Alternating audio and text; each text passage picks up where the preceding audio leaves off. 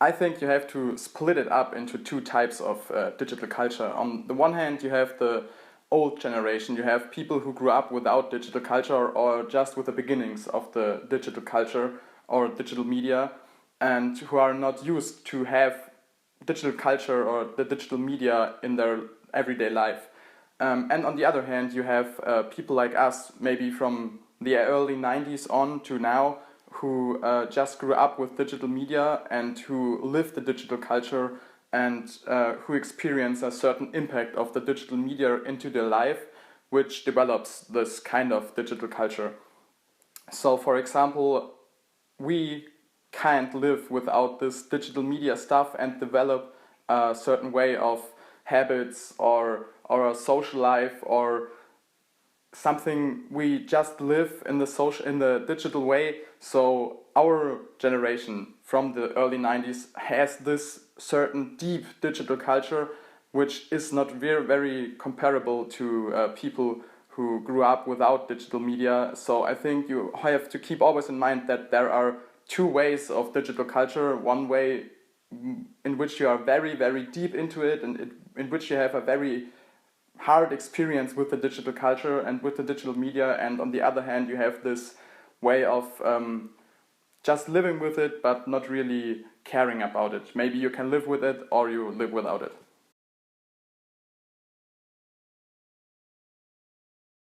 I think digital cultures do have many potentials. By having the access to the whole knowledge of the world, we are able to learn something about humankind and we are able to reach people on a global level.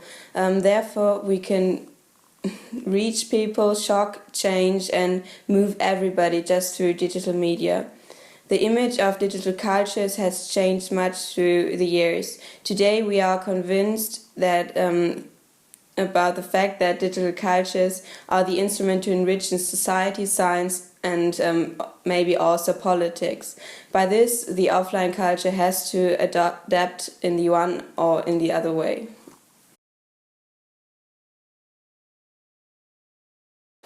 So I'd like to try and answer that question on the assumption that there's no such things as a digital culture, since nowadays the whole world is digitalized. And I think that the actual danger lies in us and the human race, because the majority of us doesn't know how the digital devices work in its detail.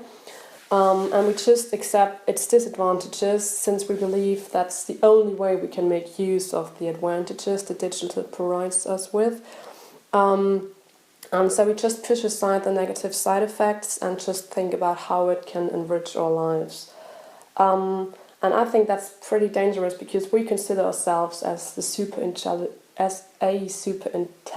race. But when it comes down to making sustainable decisions and stuff like that, we're actually pretty stupid, because it's just the easier way. But nobody of us, I think nobody of us could abstain from using digital devices anymore.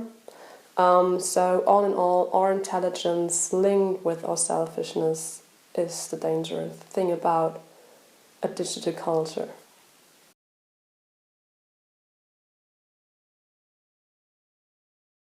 It's pretty hard to tell what digital cultures are. One could define it as a digital perspective on culture, a way to study how we use digital media.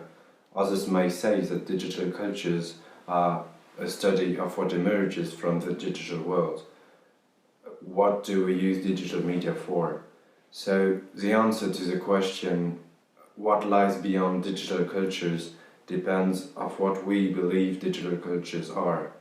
I think that it's really hard to say what lies beyond digital culture, because it's only the beginning. The digital world grows very fast and without any apparent guidelines. So in terms of the use, it will probably intensify, but it's hard to tell what lies beyond, because even though we can believe that the use will increase, we don't know how things will be used. So in the end, I would say that what really lies beyond digital cultures is probably how we use digital tools. What lies beyond is the user and not the tool itself.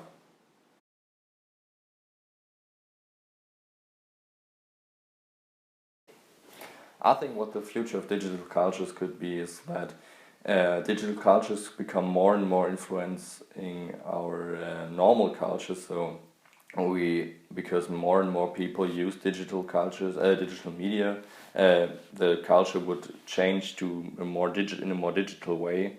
So there could be also a loss of our own culture because the digital culture is very globalized and many other cultures involve our culture today, and in the future it will increase more and more. And also we have to keep our own culture, but we can learn from other cultures because there's this exchange.